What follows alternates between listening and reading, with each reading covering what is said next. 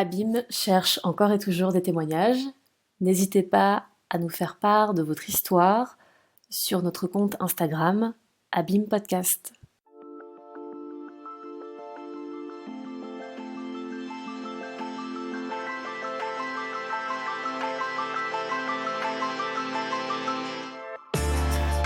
Bienvenue dans Abîme, le podcast qui parle de rupture amicale.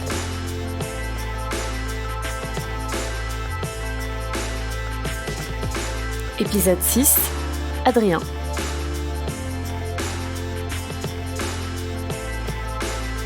L'amitié, ça prend une place importante dans ma vie. C'est pouvoir se confier, partager des questionnements qu'on peut avoir avec certains amis. Avec d'autres, on a des rapports différents, c'est plus de la déconne. C'est échanger des expériences aussi pour pouvoir prendre du recul sur sa situation. J'ai aucun doute sur le fait que mes amis du collège, en tout cas, vraiment le noyau dur, j'ai aucun doute sur le fait qu'ils seront toujours là pour moi. Donc c'est vraiment agréable d'avoir ce sentiment de sécurité, en fait, quelque part. Je sais que j'ai même pas besoin, en fait, d'entretenir l'amitié. C'est un truc qui va... Enfin, j'ai l'impression, en tout cas, que c'est comme la famille, quoi. C'est indéfectible. Après, c'est vrai que malgré que j'aime tout ça, j'ai aussi besoin d'avoir un petit peu du temps pour moi. Me ressourcer, recharger les batteries. Donc me mettre un petit peu en retrait. Tu sais, j'en dis qu'il faut, oui, envoyer des messages, entretenir l'amitié, quoi. Et ça, j'en ai conscience, mais c'est vrai que parfois, je ne le fais pas autant que je devrais. J'ai plus tendance à tout intérioriser, à pas dire quand il y a des problèmes. Et à un moment, ça pète et c'est pas... Enfin, ça pète. Enfin, c'est même pas... C'est que moi, ça pète en moi, quoi. Mais je le fais... presque par sentir aux gens. Aussi, quand même. Mais ouais, non, j'ai plutôt tendance à rien dire, alors qu'il faudrait sans doute plus parler et éviter de laisser monter la pression comme ça. C'est pas... au final, c'est pas profitable. Ni pour eux, ni pour moi, ni pour personne, quoi. Moi, je suis plus à l'aise en groupe. Je suis plus du genre à écouter et à intervenir de temps en temps qu'à nourrir une conversation abondamment et proactivement, on va dire. Donc je suis plus à l'aise en groupe à écouter les autres parler, à rigoler quand il y a des bons moments, etc. Que en un contre un, entre guillemets, un avec un, plutôt que contre. Je pense que vraiment ce qui forge une amitié, c'est le vécu ensemble, quoi. Enfin, c'est d'avoir des bons souvenirs ensemble, des galères, des trucs comme ça. Et l'intimité, ça vient peut-être après. Enfin, pour moi, en tout cas, c'est un petit peu ça. C'est une fois qu'on a vécu pas mal de choses ensemble, là, la confiance vient un peu naturellement et on peut se livrer plus naturellement, quoi. Tandis que sinon, ça semble un peu forcé ou... ouais, forcé. Pas tout à fait... Enfin, pas naturel, on va dire, quoi.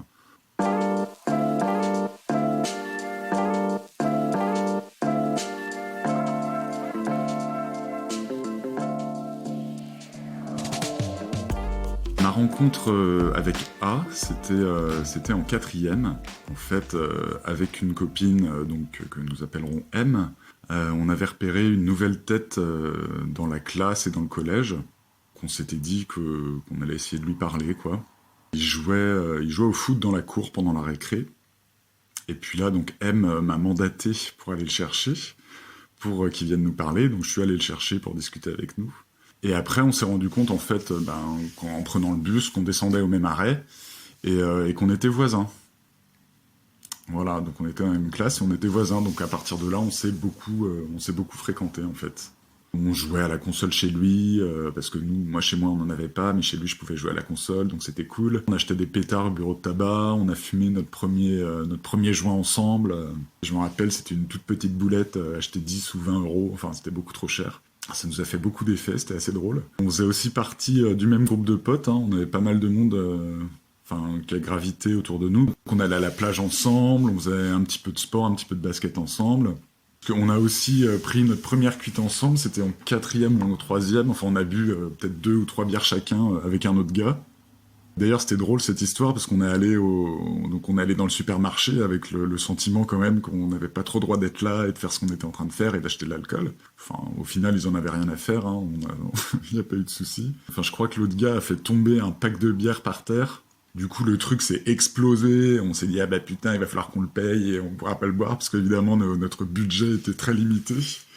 Donc le truc s'est explosé et tout. Donc en plus, tu vois, on essayait d'être discret. Et là, pour le coup, c'était complètement raté. On s'est senti vraiment exposé sur le moment. Et le mec est arrivé, il nous a dit non, c'est pas grave, je l'ai nettoyé, machin. Donc on a pris notre truc, on est parti. Et, voilà, c'était réglé comme ça. Il y a eu un soir où on essayait d'ouvrir toutes les voitures sur un parking pour voir lesquelles n'avaient pas été fermées à clé, quoi. Et quand on en trouvait une d'ouverte, on a fait piquer même un lecteur CD et tout. Et une collection de CD, putain, le mec, il a dû être trop dégoûté, le pauvre. Des trucs gravés et tout. Il y avait des trucs assez chouettes d'ailleurs, on a découvert pas mal de bonne musique. Ensuite, en seconde, où là, il m'a annoncé, peut-être une semaine ou 2 semaines ou un mois avant de partir, qu'il allait partir, justement, retourner dans le sud avec ses parents. Donc il m'a dit ça, je me rappelle l'avoir assez mal vécu. Enfin déjà, je comprenais pas qu'il me l'ait pas dit avant. Puis j'étais deg de perdre mon pote, en fait, quoi. Il m'a dit, mais non, on se verra et tout, je reviendrai en vacances, ou vous viendrez dans le sud, et c'est ce qu'on a fait d'ailleurs avec mon frère. On a fait ça 2 étés, je crois. Il y a une fois où je suis allé tout seul, et une fois où mon frère est venu avec moi. Et donc voilà, on a quand même gardé contact. Après ces 2 étés-là, on s'est un peu perdu de vue. J'avais quand même l'impression que c'était un truc un peu indéfectible, et que de toute façon, quand on se reverrait, ce serait comme si c'était hier. Et on s'est retrouvés à Paris. Et là, donc, c'est un petit peu comme ça. Hein. C'est comme si on s'était jamais quittés, quoi. On était très bons potes. On se voyait, on faisait des trucs et tout. En tout cas, c'est le sentiment que j'avais à ce moment-là, mais peut-être que je me trompais un petit peu, parce que c'est vrai que mine de rien, de la première donc la première, on a quoi? On a 16-17 ans, jusqu'à 25 ans, donc 10 ans plus tard, quasiment. Il se passe pas mal de choses et on se construit beaucoup à ce moment-là. Et lui s'était construit différemment, je m'en étais pas aperçu, mais on avait pris quand même des chemins différents, en fait. Et on était déjà finalement plus aussi potes qu'on l'était à l'époque. Enfin, la vraie rupture s'est peut-être opérée à ce moment-là, quoi. Et quand on s'est retrouvés à Paris, on a essayé de raviver cette amitié, alors que c'était déjà un peu entamé et que c'était plus la même chose.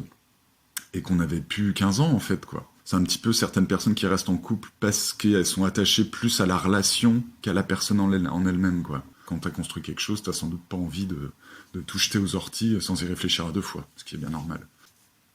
Mais on passait quand même beaucoup de temps ensemble, et c'est quand même quelqu'un qui comptait beaucoup pour moi. Et c'était vraiment mon pote à la compote, comme on dit. Moi, en arrivant à Paris, j'ai compris ce que ça voulait dire le communautarisme. Parce que c'est vrai que t'arrives à Paris, c'est une grande ville, il y a beaucoup de monde partout. Moi, j'avais 21 ou 22 ans quand je suis arrivé, donc c'est encore assez jeune. Et c'est vrai que de retrouver des gens de chez moi ou que je connais déjà, c'est quand même...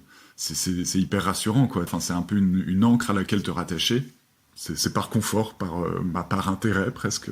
Sur le moment, moi, je me posais pas trop de questions sur nous, sur notre amitié. Il était là, pour moi, c'était cool, et puis... C'était juste trop bien. Enfin, j'étais content de retrouver mon pote, en fait. Le premier appart que j'avais à Paris, c'était un truc assez petit, de 20 mètres carrés.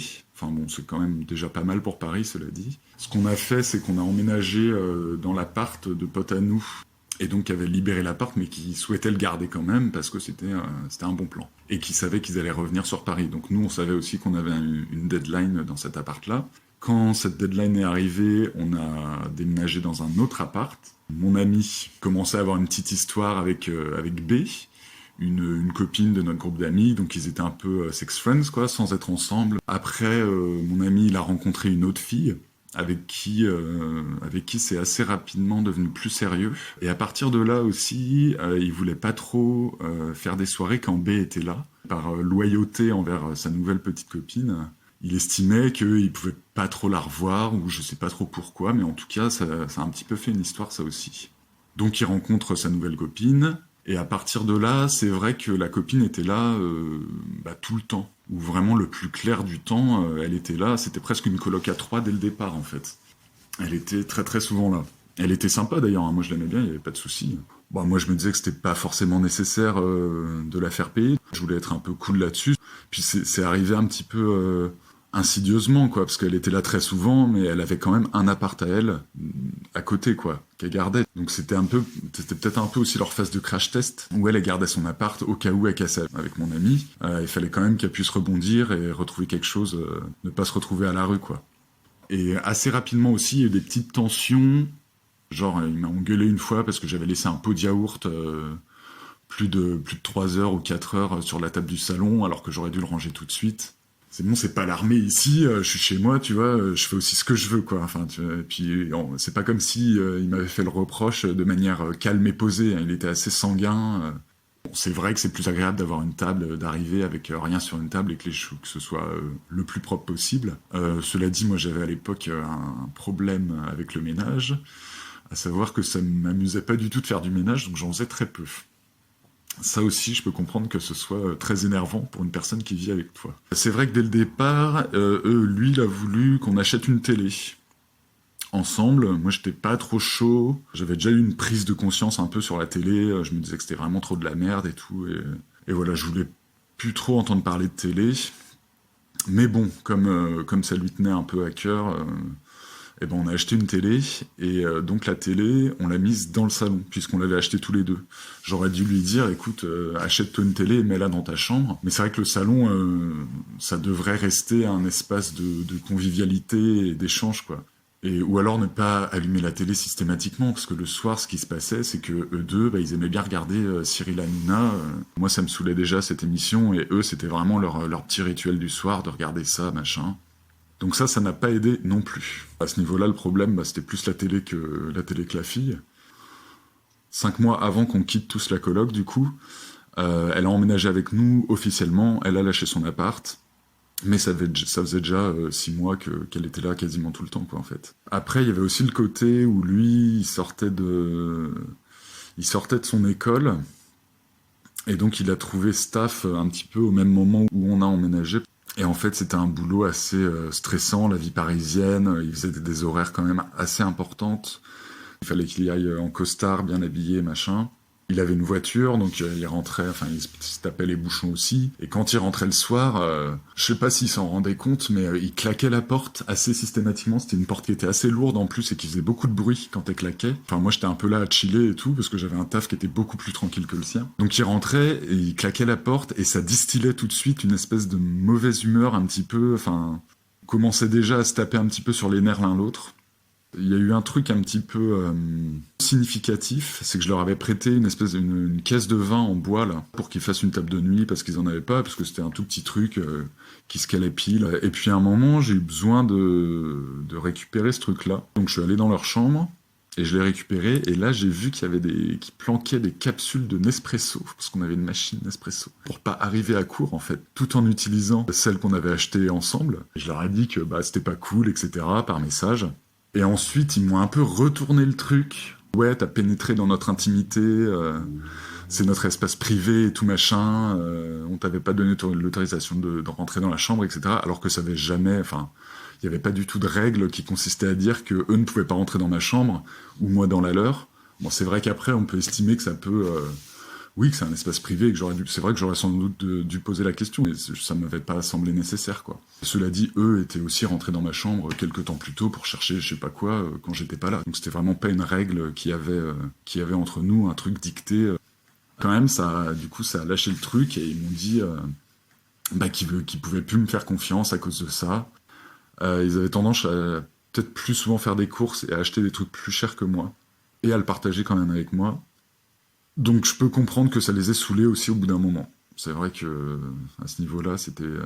j'aurais peut-être... Enfin, je faisais un peu l'autruche parce que ça m'arrangeait bien. Finalement...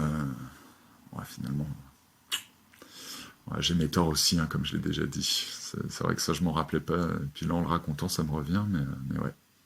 Pour chacun, en fait, ça montait. Moi, les trucs qu'ils faisaient, ça m'énervait, ça montait, je disais rien.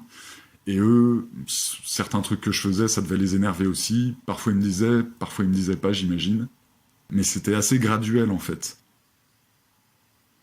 En fait, ils sont partis pendant l'été en vacances ensemble. Quand ils sont revenus après à Paris, quelques jours après, ils m'ont dit comme ça qu'ils allaient emménager ensemble et quitter la coloc. Comme si, en fait, comme s'ils m'en avaient parlé avant. Je me rappelle que la manière dont ça a été dit, c'était comme si c'était un peu une évidence. Moi, j'ai été un peu pris de court à ce moment-là, surtout que j'avais pas renouvelé un CDD. Enfin, j'avais dit à mes employeurs que je souhaitais pas continuer. Et là, ils me disent qu'ils veulent, qu'ils veulent quitter la coloc et qu'ils veulent emménager ensemble. Et je me dis, une coloc, ça se prend à deux, mais ça se quitte à deux aussi, quoi. C'est pas quand toi ça t'arrange, tu te casses. Faut aussi que ça respecte mes impératifs à moi et pas que vous, votre envie d'aller vous mettre ensemble. Maintenant que vous avez fait votre crash test avec moi pendant un an là. C'était un peu facile aussi. Et donc là, par contre, il a vraiment perdu son calme. Il m'a dit, mais putain, tu veux m'empêcher. Je sais plus quel terme il a employé. Oui, que j'entravais leur bonheur, que je voulais l'empêcher d'être heureux. Que pour moi, c'était volontaire de juste vouloir leur mettre des bâtons dans les roues. Il y a peut-être un paramètre que j'ai pas dit et qui rentre en compte. C'est que moi, je suis homo. Enfin, avec le recul, je me dis que peut-être il avait l'impression que j'en pinçais pour lui ou quelque chose comme ça. Et que ça a peut-être joué dans le truc. Alors que pas du tout. Pour moi, c'était vraiment un ami complètement désexualisé, quoi. Enfin, je le voyais pas du tout comme ça. Et je me dis que peut-être ça a joué dans le truc aussi quand il me disait tu veux m'empêcher d'être heureux ou un truc comme ça. Là, c'est vrai que ça a un peu résonné en moi comme ça, quoi.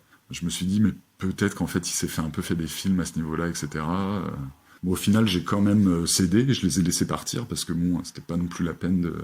Enfin, je trouvais ça trop compliqué et puis ça me coûtait aussi sur le plan émotionnel, quoi. J'ai pas envie d'être dans un contexte où ça aurait été vraiment toxique, le contexte après ça. Et ils sont partis et moi, je suis allé chez mon pote, là. On s'est pas pris la tête après quand on devait justement... remplir des papiers ou etc. C'était cordial, mais c'était froid. Et on sentait que c'était vraiment les dernières formalités avant de plus jamais se voir, quoi. C'était assez sale. J'étais assez triste quand même que ça se termine comme ça. Je pensais que c'était pas terminé d'ailleurs. Je pensais que ça allait sans doute être ravivé d'une manière ou d'une autre, même si j'étais quand même assez en colère sur tout ce qui s'était passé. J'avais l'impression d'avoir été trop gentil, du coup, de l'avoir laissé vivre là pendant 6 mois sans rien payer. J'ai l'impression de m'être fait marcher dessus.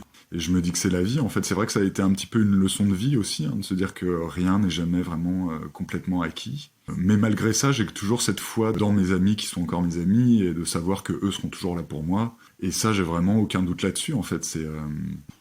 J'ai pas l'impression que ça ait changé grand-chose dans mon rapport à l'amitié, parce que j'avais l'impression quand même d'être dans mon bon droit, en fait. Que c'était un petit peu moi le gentil de l'histoire, même si c'est évidemment pas aussi simple que ça. Et je me rends bien compte que j'ai vraiment mes torts. Je sais que je suis pas forcément très facile à vivre. Et en plus, cette impression était validée par le groupe d'amis qui avait un peu suivi l'histoire et qui était plutôt de mon côté, en fait. Parce que de toute façon, moi je restais dans le groupe et lui en était sorti, donc c'était un petit peu la bête noire aussi. C'est vrai qu'après on s'alimentait un petit peu les uns les autres, la subjectivité de chacun entraînait celle des autres. Et ouais, en fait c'est ça, c'est du moment où il a plus eu besoin de nous, puisqu'il avait trouvé des gens pour nous remplacer, il nous a un petit peu largués, quoi. Je cristallisais un peu tout ça parce que je vivais avec lui, mais c'est vrai que c'était un truc qui était c'est une rupture... C'est une rupture de groupe, quoi. C'est un pote qui a quitté un groupe de potes, ouais. Et pas que moi, en fait.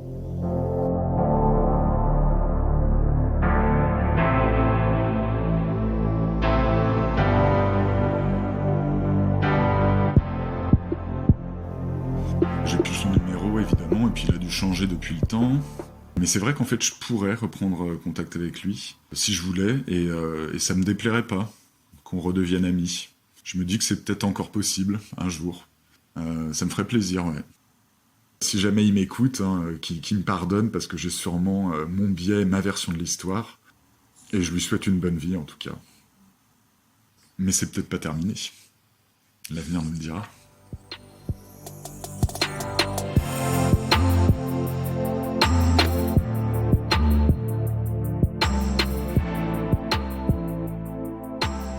C'était Abîme. À très vite pour le prochain épisode.